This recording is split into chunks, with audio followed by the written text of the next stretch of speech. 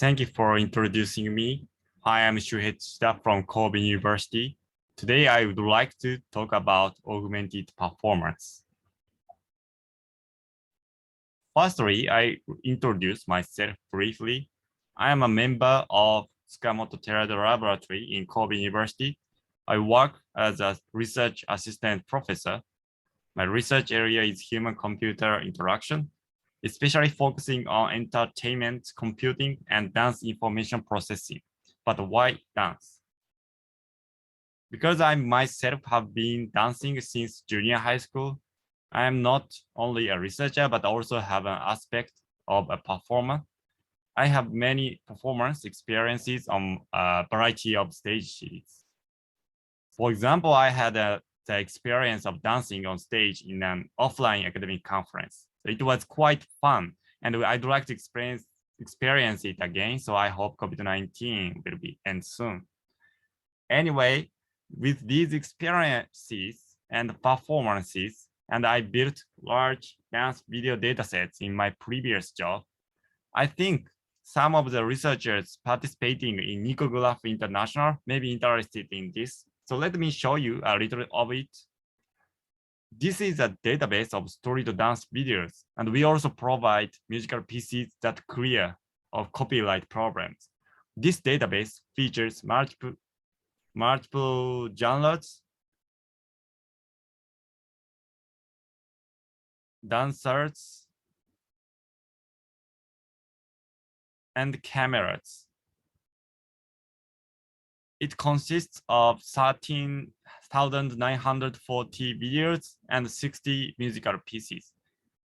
If you're interested in this database, please visit our website.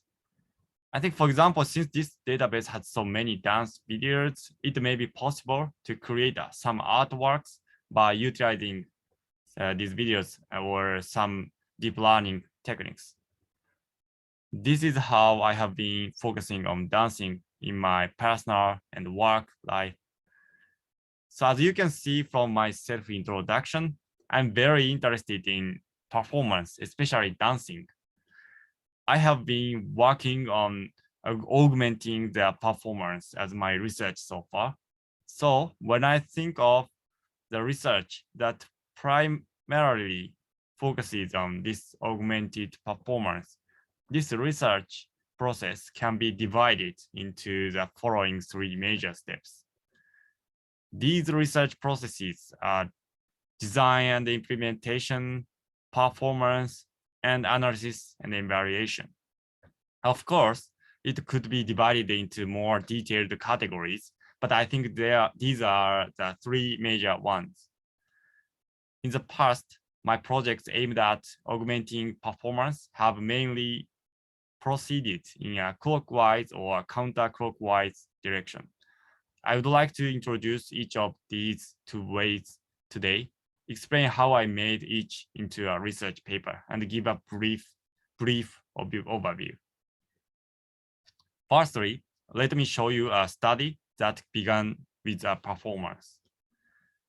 The first example is augmented dance performance using multiple robotic balls. At first, I created a concept. For instance, you can imagine that the objects are scattered on the stage and the performance can manipulate and control them freely. 5 years ago, I came up with my concept, but now I believe that we will see these objects on stage, I think.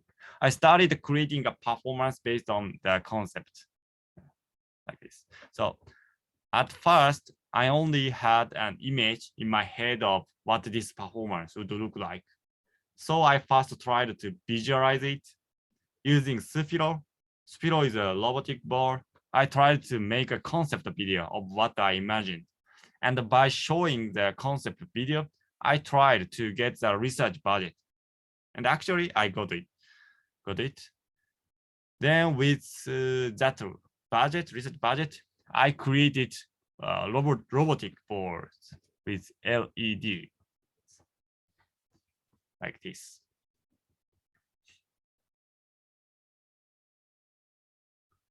Then I made a performance with these robotic balls. This is a performance video. This conference is called AIST, which focuses on entertainment computing. I brought some robots from Japan to perform at the conference held in Malaysia. The camera was located in the back of the floor. An infrared LED was installed inside the sphere. And by looking at the infrared LED light with the camera, the system can estimate the robot position and can control the robotic ball. I did the calibration of the camera on site. I only had one chance to perform, so I remember I was very nervous. One interesting point is that at the end part, I moved after the robot's movement. That made it look as if the robot was moving me. And I found that even if there's a gap in the timing of the movement, the impression of the robot could be changed. I believe that by cooperating well with the robot in this way, we can create a variety of impressions. After that performance conducted breakdance actually, but I also collaborate with different types of entertainers. For example, I collaborated with a contemporary dancer, a rhythmic gymnast, and a mime actor to see what robots can express and discussed with them what kind of new expression could be created. I have been working on a performance piece like this. Then for my research paper, I have analyzed and evaluated them. So what did I do to write the paper? As a first step to implement augmented performance, you need software to design it. Therefore, the paper focused on the software and investigated how it was used. Specifically, I asked the dancers who had never used the system before to design performances and checked their creation process from their memos.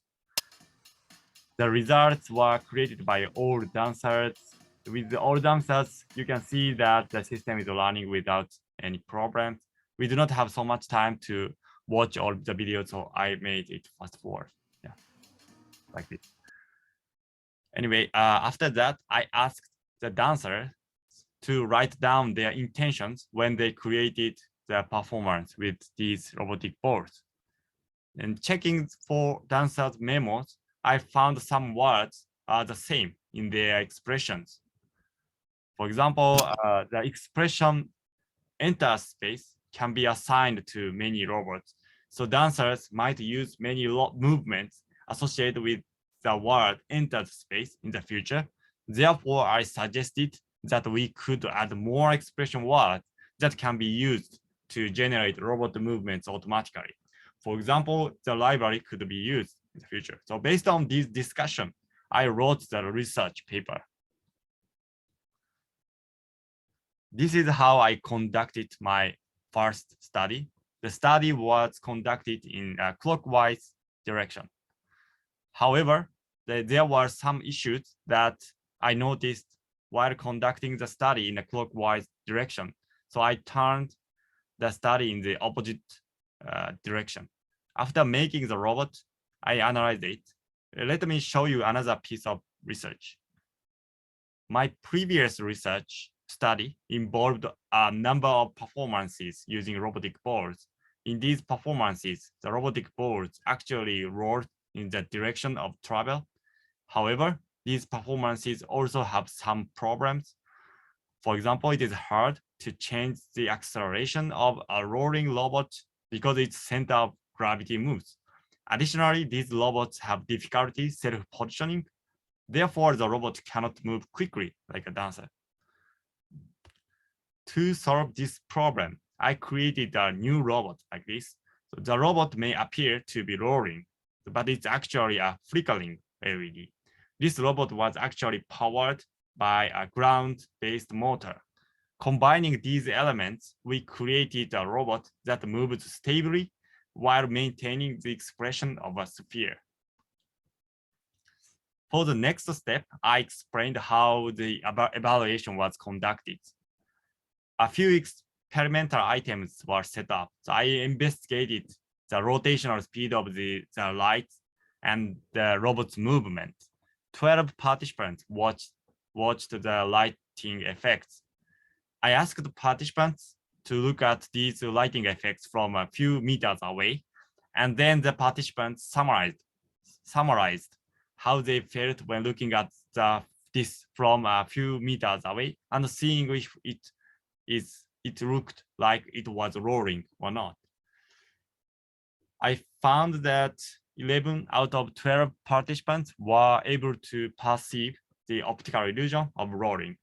No one realized how the mechanisms worked, and no one felt strange. Next, I checked the relationship between robot velocity and the perception of the optical illusion. The illusory effect of the basic LED light was quantitatively evaluated. Based on the evaluation of these optical illusions, I found that the illusion of rotation is a stable illusion that can be perceived by most people. The next step was to create a performance using this robot optical illusion. Through the performance, I will demonstrate how an illusional rotation can produce a stable and highly effective staging effect, lighting effect. This is a performance. This robot can express as if it is rolling on the spot, or rolling in reverse, or rolling and sliding, etc. Also express as if it is being pushed by an invisible wall, and as if it is suddenly stops and moves. And this robot can be used as a display, so it is possible to express as if the robot is in water, like that. So it is almost impossible to do with a real sphere, I think. So I created these kinds of expression by collaborating with professional mime actor.